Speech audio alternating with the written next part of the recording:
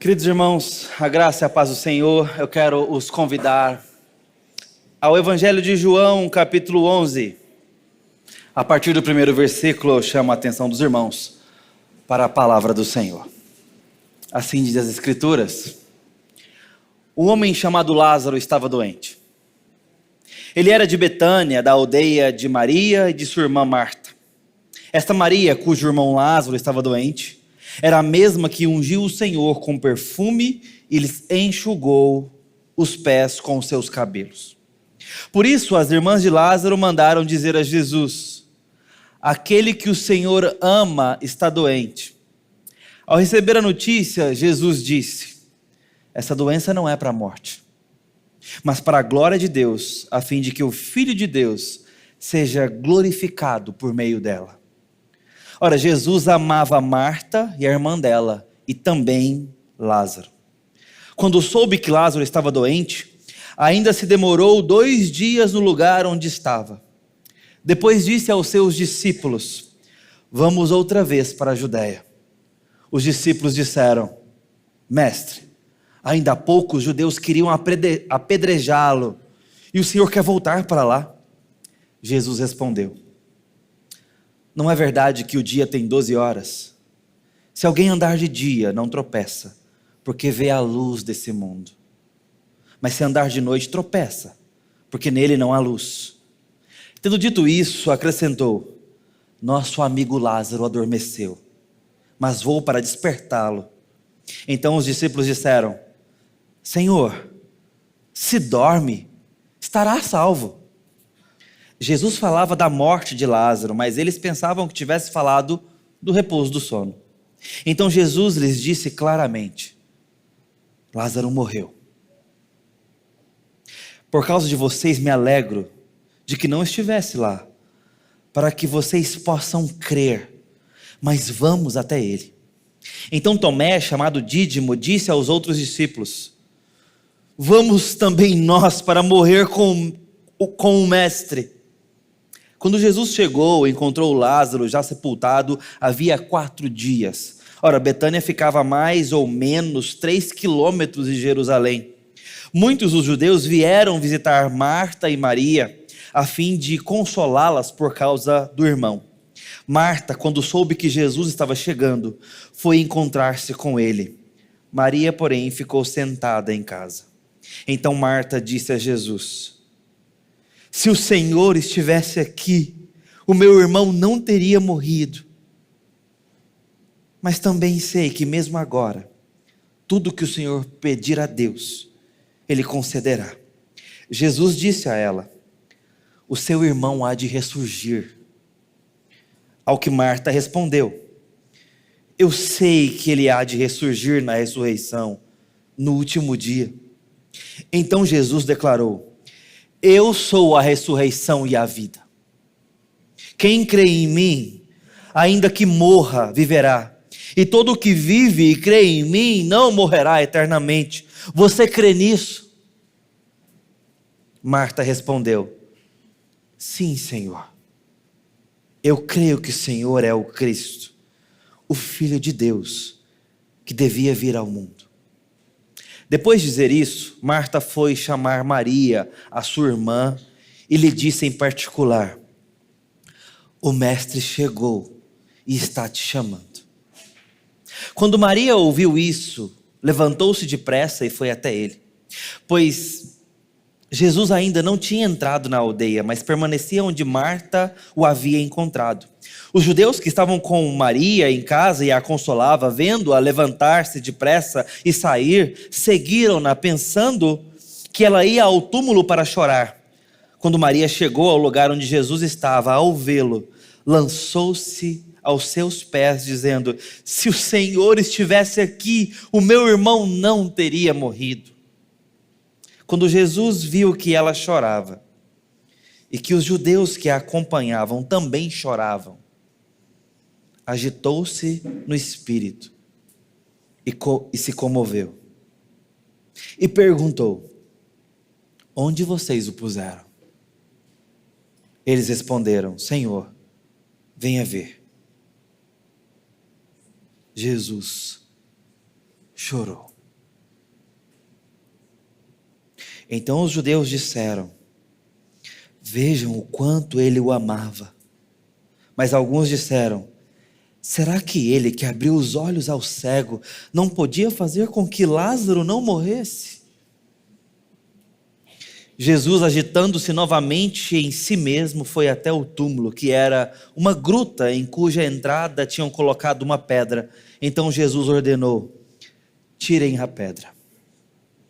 Marta, irmã do falecido, disse a Jesus: Senhor, já cheira mal, porque está morto há 4 dias. Jesus respondeu: eu não disse a você que, se cresce, veria a glória de Deus?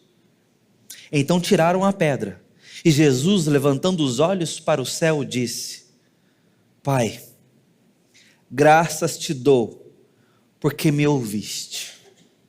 Eu sei que sempre me ouves, mas falei isso por causa da multidão presente, para que creiam que tu me enviaste. E depois de dizer isso, clamou em alta voz: Lázaro, vem para fora. Aquele que tinha morrido saiu, tendo os pés e as mãos amarrados com ataduras e o rosto envolto num lenço. Então Jesus ordenou: desamarrem-no e deixem que ele vá. Essa é a palavra do Senhor. Senhor bendito, bendita é também a sua palavra.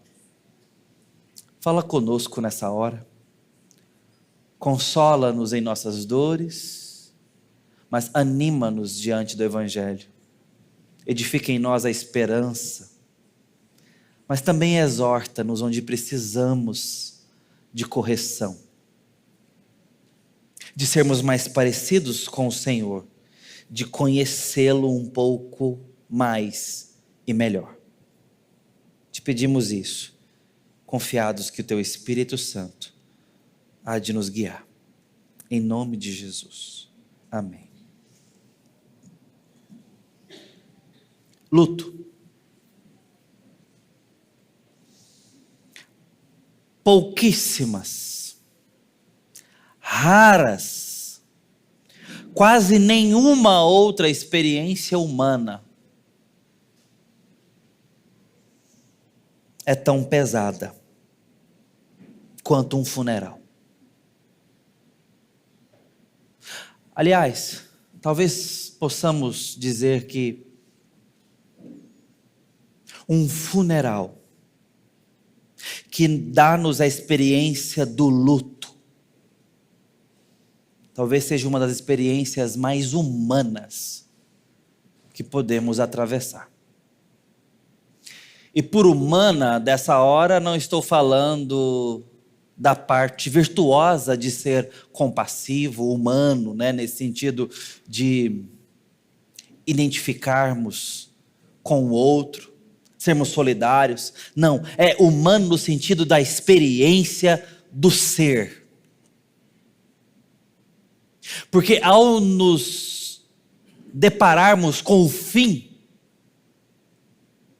temos que reconhecer do que somos feitos. Temos que reconhecer que temos limites, para os quais a morte é o próprio limite. É a ditadora do comprimento, da largura, da extensão. É a régua. E isto nos oprime. A minha primeira experiência com a morte foi uma cocker, um cachorro, de orelhas grandes, felpudinhas, cor de mel. O nome era original, chamava Lessie. Quem viveu na década de 80 e 90 sabe do que eu estou falando. Ela se afogou na piscininha de casa. Que experiência terrível. Fui consolado por uma garotinha de mais ou menos 5 anos. Eu devia ter uns 8. Era minha priminha que estava em casa. Que amargor daquela manhã. Fui ao quintal procurá-la. Lessie, Lessie. Nada, ela sempre estava ali já à porta da área de serviço, pronta para brincar, como qualquer filhote estaria. Não, nessa manhã ela não estava. E sem querer dramatizar essa cena, por mais que seja dramática para mim, ela não respondeu. Dali já senti algo estranho e fui até a piscina. Lá estava ela, com a barriguinha do tamanho de uma bola de futebol, de tanta água que ela bebeu. Quisera eu que fosse a última experiência com o luto. Esse não durou muitos dias, mas foi terrível para uma criança de, 7, 8 anos. Vieram outros lutos. E no meu trabalho, como ministro do Evangelho, talvez tal como os médicos, os policiais, os enfermeiros, aqueles agentes funerários, têm que lidar com a morte cotidianamente. Está no dia a dia, está no calendário, está no ofício. Por um lado, podemos até achar que dá para isso nos insensibilizar. Vai virando cotidiano, o pastor sai do aniversário de criança e vai para um velório. Médicos legistas lidam com o corpo todo dia, já sem vida. E tantas outras profissões vão lidando com isso cotidianamente. Mas existem aqueles que não têm que fazer isso cotidianamente, e eu acredito que é motivo de gratidão do ofício. Talvez um vendedor, um professor, um corretor de imóveis, um aposentado, não tem que lidar com a morte cotidianamente. E muito mais sazonalmente, muito mais eventualmente. Talvez quando um amigo próximo, talvez alguém da família. E por que isso é motivo de felicidade? Porque a morte sempre vai ser estranha. Talvez a gente se insensibiliza um pouco com o assunto, mas não com o luto. É verdade. A gente assiste filmes que tem muita morte. Eu acabei de citar a década de 80 e a década de 90. Ah, como era divertido ver o Rambo pegar uma metralhadora do tamanho de um Celta, um Uno Mille, e acabar com todos os inimigos, enquanto ele treme ali, ó, não era? E você ficava torcendo enquanto ia caindo ali, parecendo espiga de milho, e aquele tanto, milhares morriam. Não estou nem um pouco aqui dizendo que esse tipo de morte deveria ser evitada por um cristão, né, num entretenimento desse. Não, é um romance, é uma ficção. E é divertido, não é? Assistir esse tipo de filme de ação. E talvez se você for do tipo mais sinistro, talvez você goste de um filme de terror, tipo slasher, sei lá, Sexta-feira 13, com Jason e Fred Krueger, essas coisas do tipo. Eu particularmente não gosto e talvez acho que nem convenha tanto para um cristão agora sim. Eu também não sei se é o caso também de satanizar isso. O fato é que a morte na nossa cultura, literatura, cinema, e até o Pica-Pau eventualmente morre. Tom e Jerry morrem e sobem como anjinho para um céu de nuvens, não tem isso? Eu não sei como é que é hoje em dia. Acredito que na Patrulha Canina não morra ninguém. Mas a gente vai se acostumando ao assunto. E eu quero sair um pouco da ficção para considerar a realidade. Afinal de contas, nós ligamos no noticiário e lá estão as mortes. Do outro lado do mundo, ao noticiário do Goiânia Urgente. Misericórdia, aqui sim um filme de terror, não é? Nós temos notícias sobre atropelamento, sobre afogamento de criança, sobre acidente de moto, sobre linhas de cerol. Lembra dessa época? Eu fui motociclista por muitos anos. Eu não tinha medo de caminhão, não tinha medo do chão que é duro. O meu único medo chamava-se linha de cerol. Vocês sabem do que eu estou falando. Acho que essa época passou. Mas era um terror de Goiânia e um terror do noticiário. Mas mesmo assim, a gente assiste noticiário que fala de tantas mortes, algo tão assustador, com certa insensibilidade, não é? Na época da pandemia, nós, às vezes, nos assentávamos à mesa para falar de quantas mortes já tinham chegado no mundo. Não tinha essa conversa? E a gente começou a falar de números e números.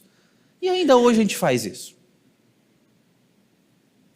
No ano de 2026, nós temos uma estatística assustadora para mortes de cristãos no Oriente. Você viu alguém comentando isso na semana passada? Alguém puxando esse assunto contigo nesse mês que passou? Você conhece algum irmão que está indignado com isso? Eu acho que não.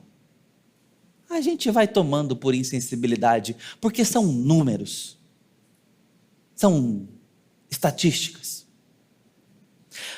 Mas mesmo assim, lidando no cotidiano do trabalho de forma recorrente, ou eventualmente, ou com o noticiário, ou com a literatura, ou com a fantasia, ainda que isso vai entrando na nossa insensibilidade cotidiana, quando a morte deixa de ser um assunto e passa a ser uma experiência de luto, nós encaramos a realidade que não estamos preparados para ela. Enquanto é com o outro, eu posso lidar bem. Mas quando ela bate à porta, quando ela chega à experiência do meu coração, nós percebemos que não fomos feitos para lidar com a morte. Não há nada em nós que nos prepare para o luto.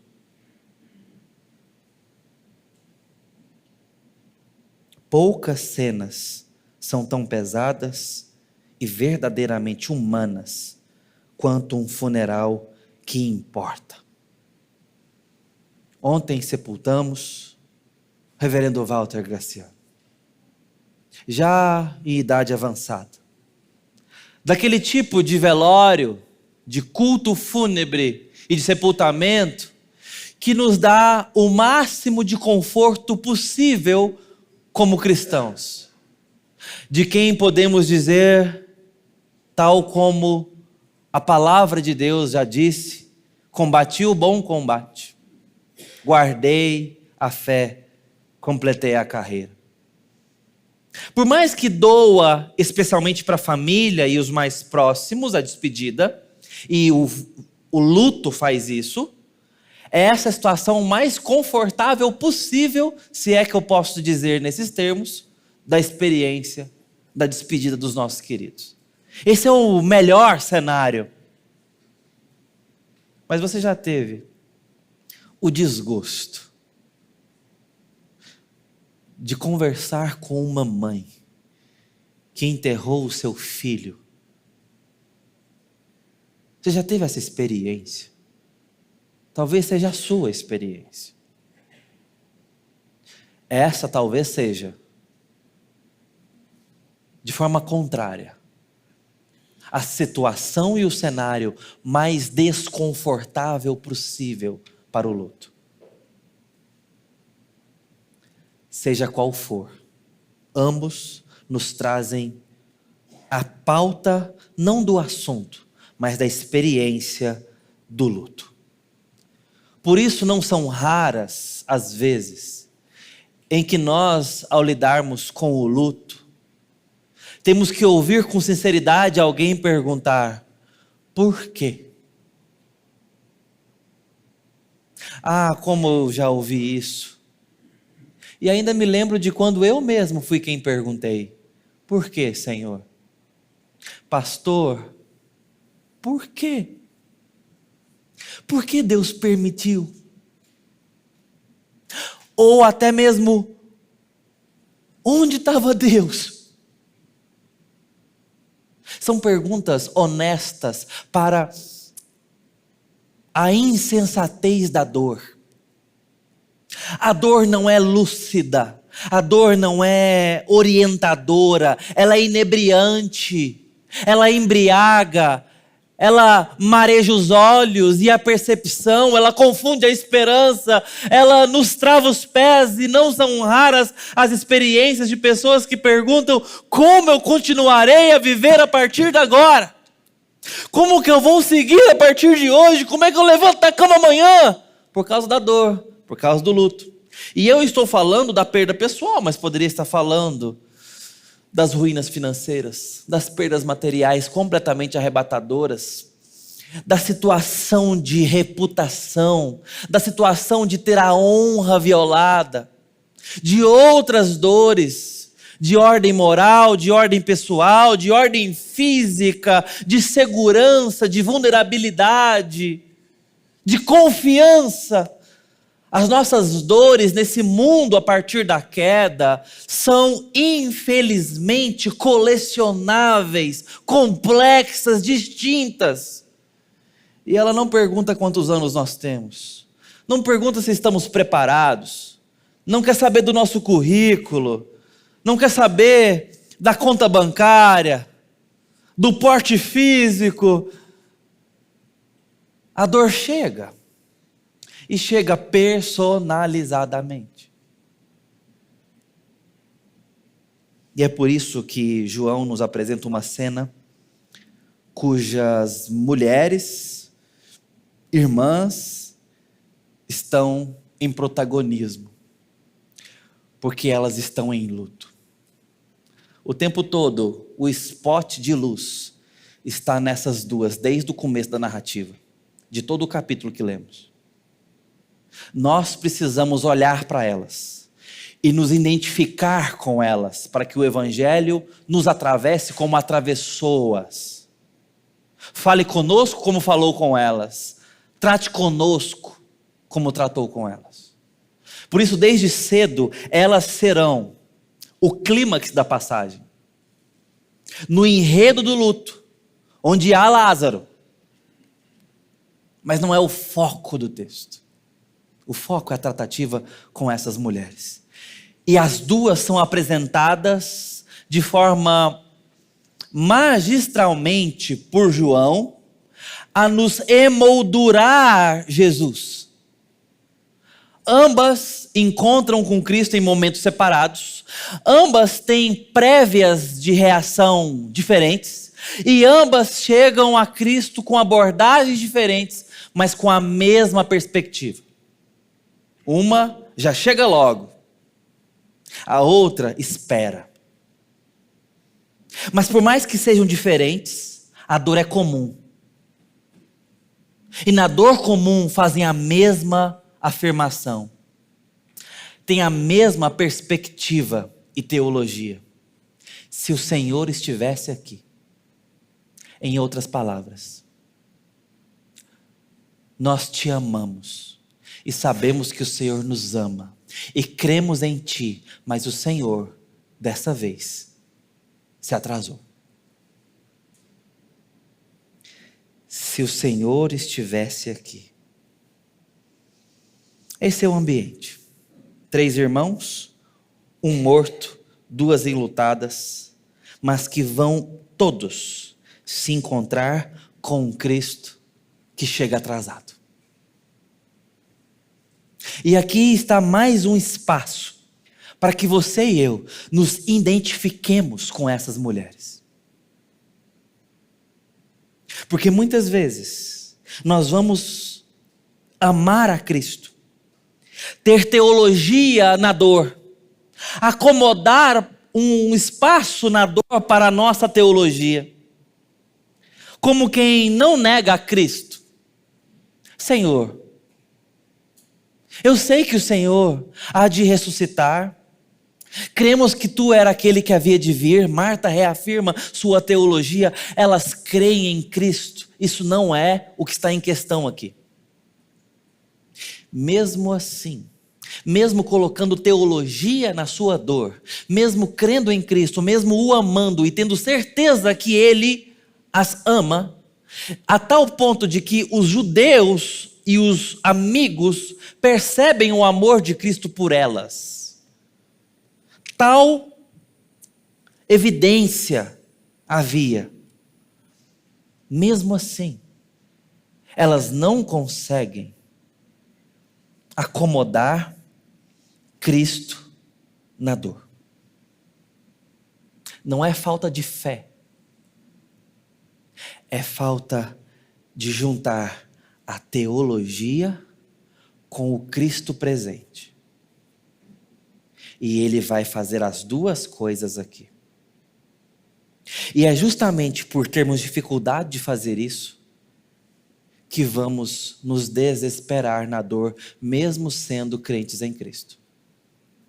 É justamente por isso que vamos fazer perguntas profundas no luto, mesmo amando a Jesus e sabendo que Ele nos ama. Nós seremos capazes de achar que a vida não pode continuar depois do luto, mesmo sendo discípulos de Jesus. Por quê? Porque nós precisamos trazer Jesus para a presença do dia, e não só a sua escatologia. Veja como que Jesus trata trata Marta com uma forma distinta. Aqui é o ministério da verdade. Porque ao dizer que Jesus se atrasa, ou ao lamentar a ausência dele, na hora da dor e do luto, Jesus diz: eu sou a ressurreição e a vida. A palavra de Jesus para Marta é teologia pura. E a gente precisa disso. Jesus reafirma um ponto do qual não podemos abrir mão na dor, no luto e, sobretudo, no luto. Se não cremos na ressurreição dos mortos, a nossa teologia não se sustenta até o fim. Se não cremos que Jesus ressuscitou e há de ressuscitar outros, a nossa esperança é vã, diz o apóstolo Paulo, e estamos aptos para a infelicidade das maiores possíveis. Jesus reafirma essa teologia para Marta. Eu sou a ressurreição e a vida. Ele confronta ela no ponto de vista da esperança. E ela diz: eu sei, Senhor. Eu sei que o Senhor há de trazer a ressurreição. A escatologia dela está em dia. E muitas vezes a nossa também está. Muitas vezes nós temos habilidade para acreditar que Jesus voltará, para acreditar que Ele há de ressuscitar vivos e mortos. Nós temos uma facilidade para acreditar no novo céu e na nova terra, que há uma eternidade além dessa vida. Agora, a pergunta é: que diferença isso faz agora, no dia de hoje, quando eu atravesso os meus dias mais escuros, quando o meu coração está em pedaços, em fragmentos, quando eu não consigo enxergar como a minha teologia em Cristo, o Evangelho e a pessoa do Deus encarnado pastoreiam a minha esperança. Porque escatologicamente, embora seja imprescindível, está longe. Eu preciso de algo para agora. E mesmo essa escatologia tem que fazer sentido para agora. Ele não permite que ela permaneça presa ao desespero. Jesus eleva os olhos de Marta. Ele não diz: vai ficar tudo bem. Ele não dá 3 ou 4 tapinhas nas suas costas. Ele diz: eu sou aquilo que vence a morte. Você crê nisso, Marta? Você crê que eu sou quem eu digo que sou nesse cemitério? E aqui você vai percebendo como que o confronto vem, ainda que envolto de muito amor. Mas nós precisamos ser confrontados quando estamos em pedaços pelo Deus amoroso em Cristo. Nós precisamos responder ao nosso coração: quem é Cristo no meio do furacão? Porque senão nós não seguraremos as pontas. Porque senão os nossos joelhos não nos sustentarão. É justamente a melhor resposta bíblica para essa pergunta: quem é Cristo nessa circunstância, que nos dará esperança de verdade. É justamente por levarmos cativo a obediência de Cristo todo o pensamento, que nos dará sobriedade quando tudo em nós e ao nosso redor quer nos tirar a lucidez, tal como a dor sugere, tal como o luto faz.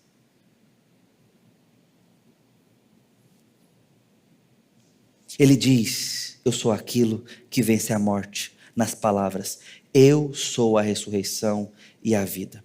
Ela se refugiava numa ortodoxia futura. Jesus a puxa para o presente, ao dizer: eu sou.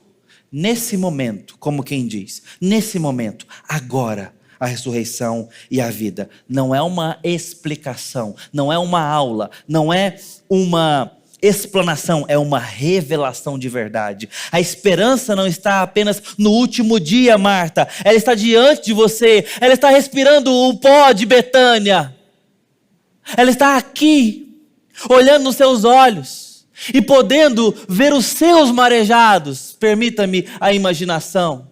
A esperança não é apenas uma doutrina, queridos irmãos, ela é uma pessoa. A vida não é um conceito, ela é alguém. A verdade não é um postulado. A verdade é alguém, irmãos. Esse alguém chama-se Jesus Cristo.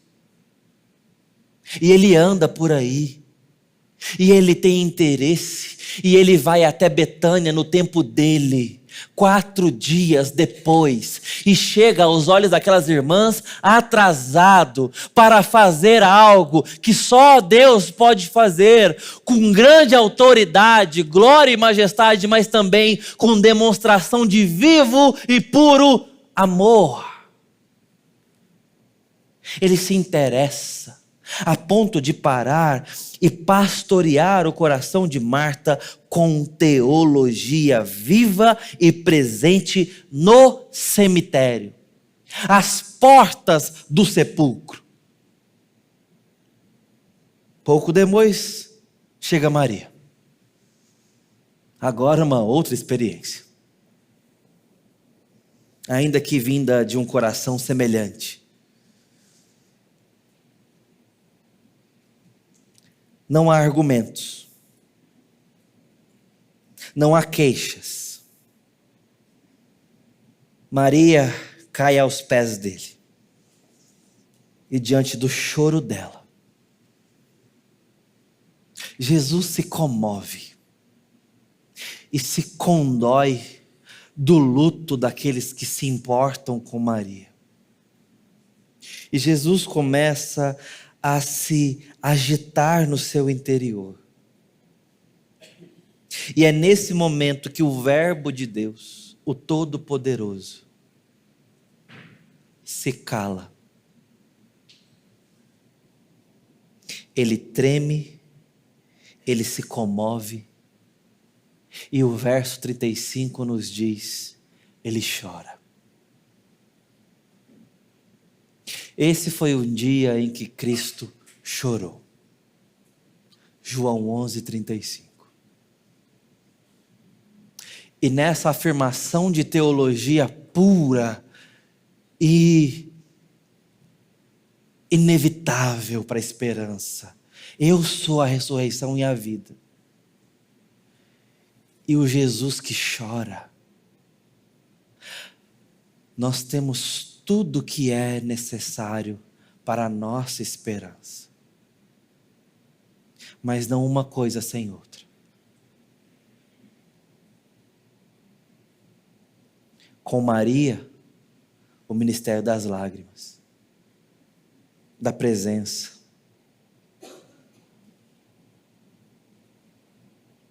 Jesus não traz um debate teológico ou mais uma lição, mais uma doutrina. Não porque não pudesse, não porque não fosse importante, mas é porque ele também tem algo para dar, que é presença, compadecimento e substituição. Jesus traz dureza quando deve ser duro. Ele não é manso quando tem que ser firme, nem é duro quando tem que ser terno. Ele vem completo para nós e nos tratará dessa forma.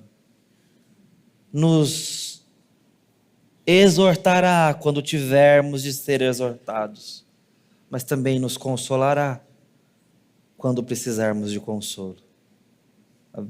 Às vezes a gente precisa de uma verdade que nos sacuda. Às vezes precisamos de confrontação dura. Mas algumas vezes nós precisaremos que alguém se assente ao nosso lado e nos dê presença. E via de regra, no luto, precisamos de verdade que nos façam olhar adiante, limpar as vistas marejadas. Mas só chegaremos lá onde a vista agora enxerga por conta de belas e esperançosas verdades do Evangelho, se o nosso coração suportar atravessar o dia mau. E via de regra, o coração precisa ser pastoreado no caminho da dor. A tua vara e o teu bordão me consolam. Aí eu consigo atravessar o vale da sombra da morte e não terei medo, porque tu estás comigo. Presença. Eu sei que ele é o meu pastor, teologia. E essa teologia me mostra que ele está presente, dando consolo, amparo. Cristo oferece ambas as experiências, sempre na medida certa. Mas esse Cristo é o que chora. Esse Cristo é o que tem lágrimas, ao mesmo tempo que é o que promete vida. É esse que, aos olhos delas, se atrasa, mas que tem um plano. E que quando fica sabendo que o amigo está doente, na verdade está morrendo, fica mais 2 dias. Fazendo o quê? Eu não sei, a Bíblia não diz. Mas ele deliberadamente demora para chegar lá, quando o corpo já está cheirando mal, e a morte já deixou os seus estragos, já tirou a esperança, já fez o que tinha que fazer. Ele tem um plano. Ele vai chegar ali para fazer aquilo que cabe a Deus fazer, trazer glória pela sua majestade, poder e demonstração de divindade. E ele diz que isso até o alegra, porque ele não estava lá antes, mas agora os discípulos e aquelas pessoas poderão ver, ele tem um plano. E aqui cabe a nós perceber que nesse enredo, ainda que não seja deliberadamente o propósito do evangelista, cabe a nós, de forma tangente no mínimo, aprender algo. Que nos planos de Deus, nossas dores, primeiro, elas têm lugar. Jesus não as evita em nós. Jesus não priva Marta e Maria do luto. Jesus não priva Lázaro da morte. Jesus não priva aquelas pessoas da experiência, da mais terrível experiência. Queridos, aquelas mulheres perceberam a putrefação do corpo, perceberam o mau cheiro, a decomposição orgânica do seu irmão. Elas passaram pelo luto e mergulharam na morte. Essa experiência que todos nós, por mais insensibilizados que estejamos culturalmente, quando enfrentamos, sentimos o mesmo cheiro. Sentimos o mesmo nó na garganta. Sentimos o mesmo vazio, parecendo que não há escatologia que baste. Jesus não as priva disso. Nos planos de Deus, tem espaço para a dor humana e para a dor dos seus amados. Há espaço para as lágrimas dos seus amados. Outra verdade tangente que está latente aqui é que não só a dor tem lugar nos planos de Deus, como Ele tem a sua própria agenda para lidar com a nossa dor. Ele não se encaixa na nossa expectativa. Ainda que nos escute, ainda que se sensibilize, ainda que se importe, ainda que nos atenda, Ele tem o seu tempo, o seu jeito, Ele tem a sua providência. Ele demora 4 dias, porque Ele tem planos. Mas quando Ele chega lá, mesmo tendo toda essa autonomia diante da morte, todo esse controle diante da dor, tendo todo esse plano de glória, quando Ele chega, Ele não chega como quem diz: ei gente, calma, o Pai está aqui, relaxa, deixa comigo. Ei, engole o choro aí, Marta. Ei, Maria, apruma. Você vai ver como é que a gente vai terminar esse dia?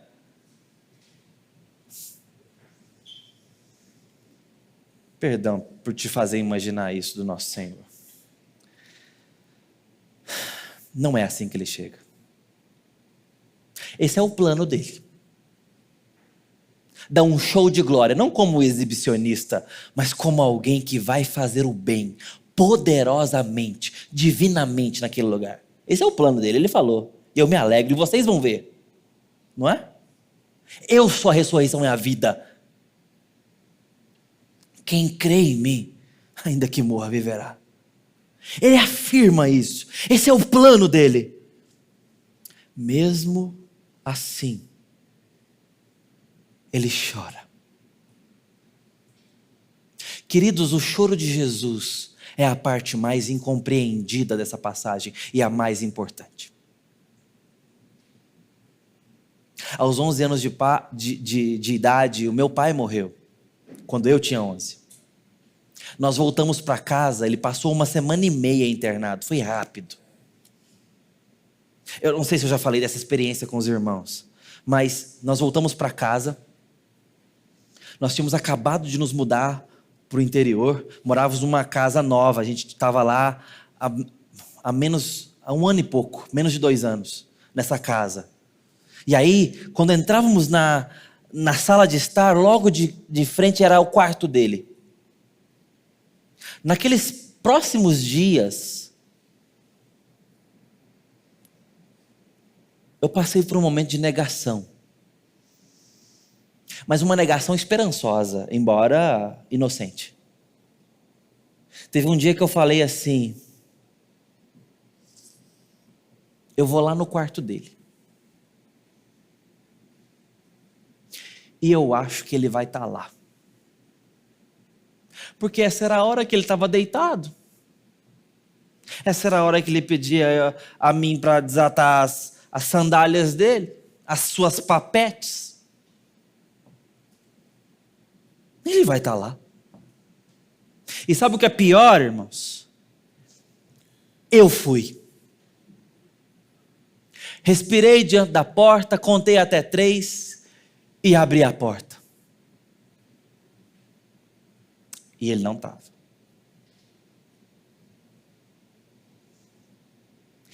Aí eu vejo essa cena. Jesus dizendo: calma, vamos com calma. Daqui a 2 dias a gente chega lá.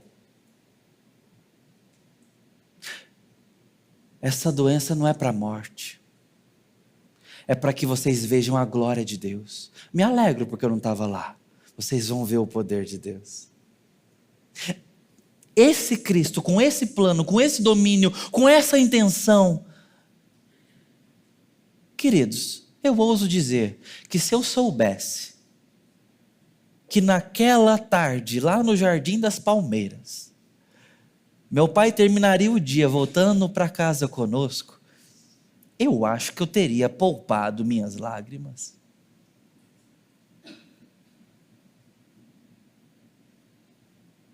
Eu acho que se eu soubesse que daqui 6 meses eu estaria com ele de novo,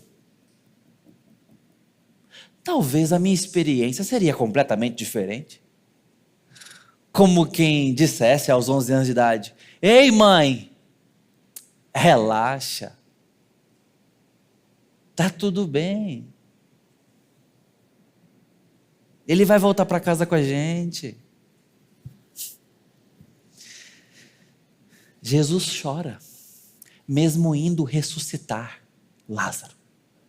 Por quê?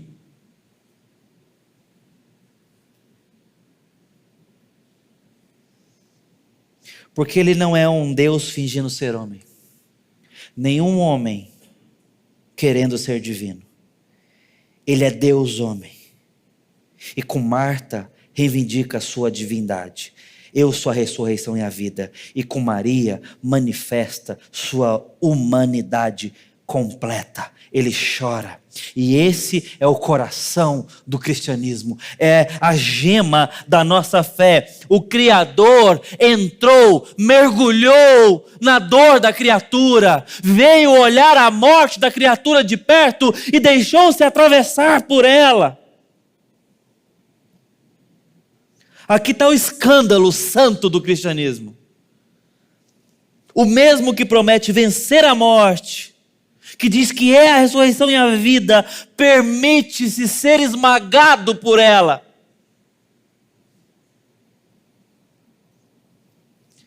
Porque ele não é aquele que diz eu mostro o caminho, ele diz eu sou o caminho. Ele não é aquele que diz eu conheço a verdade, ele fala eu sou a verdade. Ele não fala que pode dar a vida, ele fala que ele é a vida.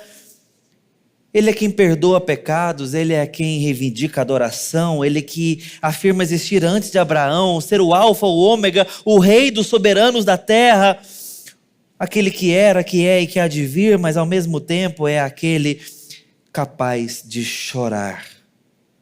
Por quê?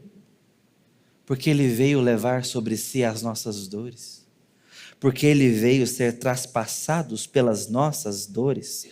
Ele veio receber em si as pisaduras que cabiam a nós e sofrê-las em si. É Ele quem veio ser uma ovelha muda levada ao matadouro, que tem o nosso nome por mérito. Ele veio enfrentar a espada de Deus que cabe a nós e ao nosso pecado. Ele veio ser atravessado pela morte que cabe ao rebanho de Deus. Não dá para chamá-lo apenas de bom mestre. Não dá para chamá-lo apenas de amigo. Precisamos encontrá-lo sendo verdadeiramente Deus. E o Deus que nos substitui na nossa dor. Jesus chora porque Ele está colocando um sorriso no rosto e na esperança de Marta.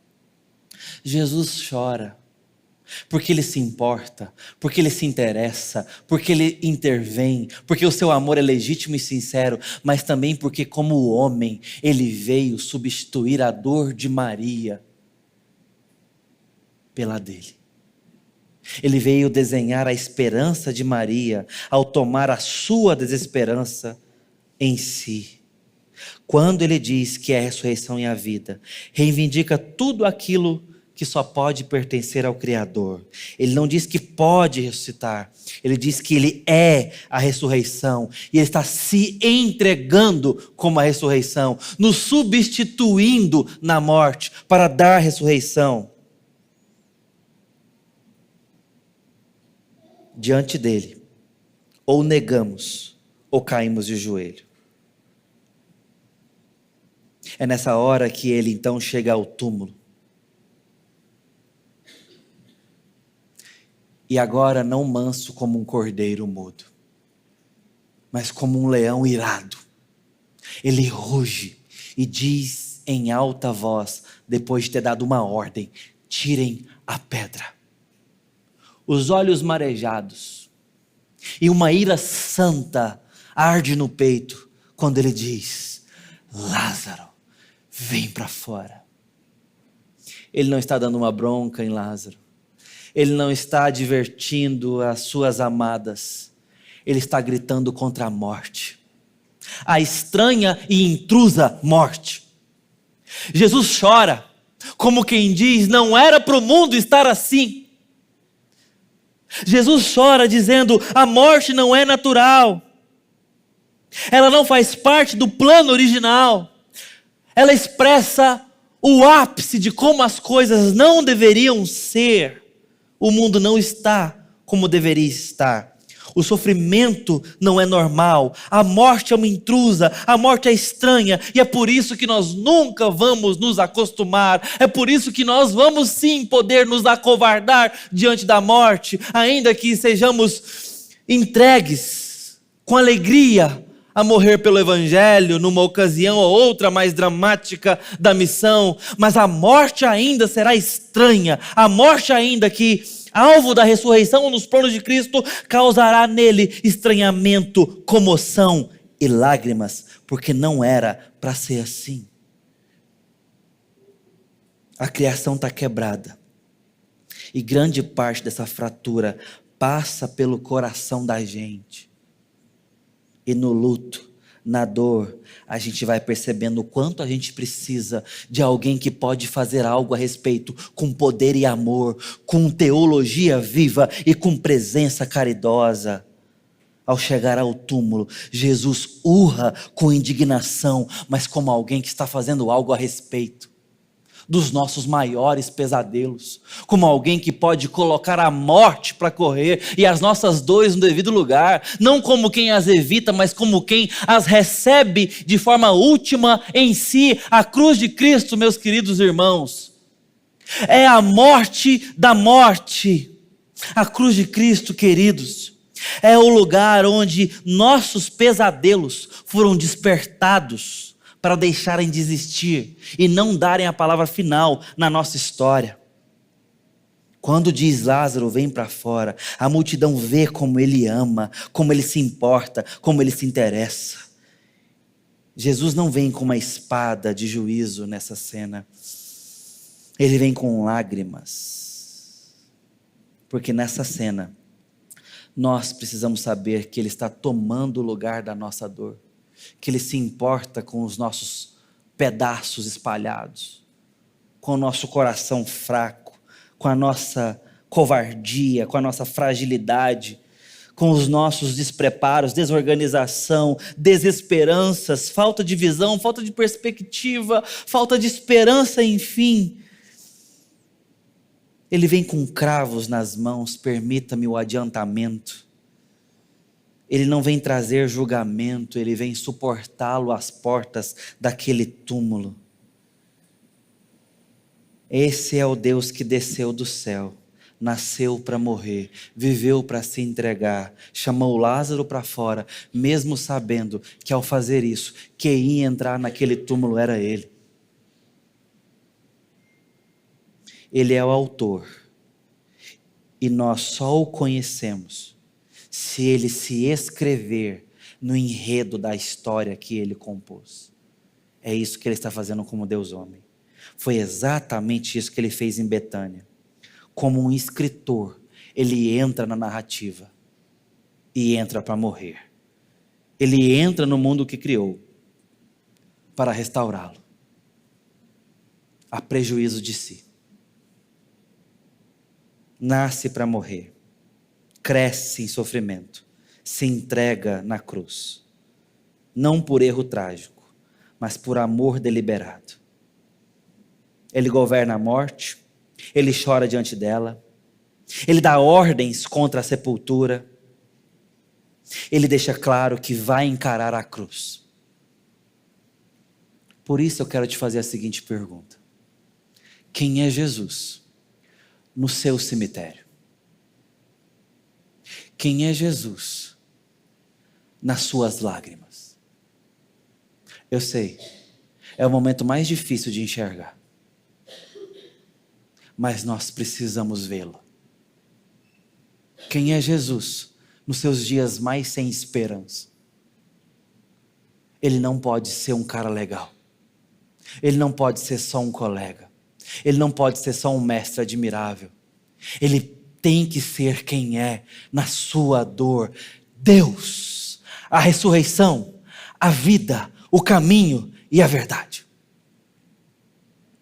E mais do que isso, ele tem que ser Deus homem, que veio sofrer o que nós não suportamos sofrer. Aquele que veio sentir a dor que nós não suportamos, que veio entender a nossa e tomá-la para si, que veio enfrentar o juízo que nos cabe e nos substituir nele. Ele não veio apenas ensinar, veio consertar, veio reparar, veio reedificar. E começa pelo nosso coração. A pergunta permanece: quem é Jesus na sua dor? Você precisa responder essa pergunta, porque ainda haverá dores, ainda haverá muitas dores nos esmagando nessa vida. Precisamos de alguém que pode lidar com elas e nos dar esperança agora e escatologicamente. Portanto, queridos, como escaparemos se negligenciarmos tão grande salvação? Como escaparemos se não tivermos tal poder, tal autoridade e tal compaixão amorosa e graciosa por nós, quando atravessarmos nossas maiores dores? Encontre Jesus. Ele está nos evangelhos. Ele está nas sagradas escrituras. E pode ser achado de nós. Traga o seu coração em pedaços. Ele é quem faz todas as coisas novas. Traga os seus dias mais escuros. Ele é a estrela da manhã, a alva de Deus. Traga a sua desesperança e completa falta de perspectiva. Ele é aquele que estava no passado. É o rei presente e aquele que já está no futuro e pode nos levar para lá.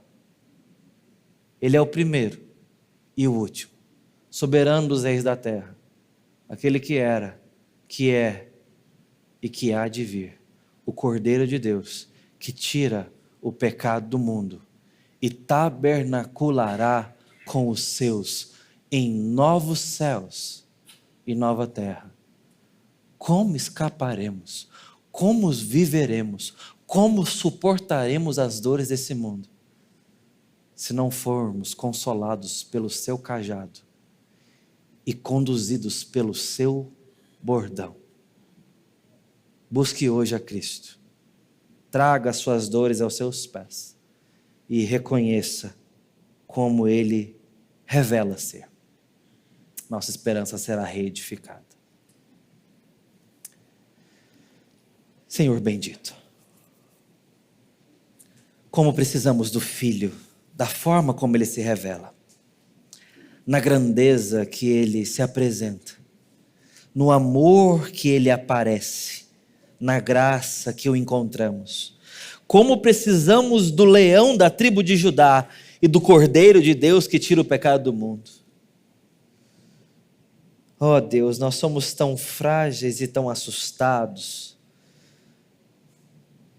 De fato, somos semelhantes a um rebanho indefeso. Mas que bom que podemos ser chamados rebanhos do Senhor Jesus, o bom pastor. O maravilhoso Senhor consola os nossos corações onde precisamos ser consolados. Mas também nos ache, nos encontre com confrontação onde precisamos ser endireitados e sacudidos pelo Senhor e pela Tua verdade.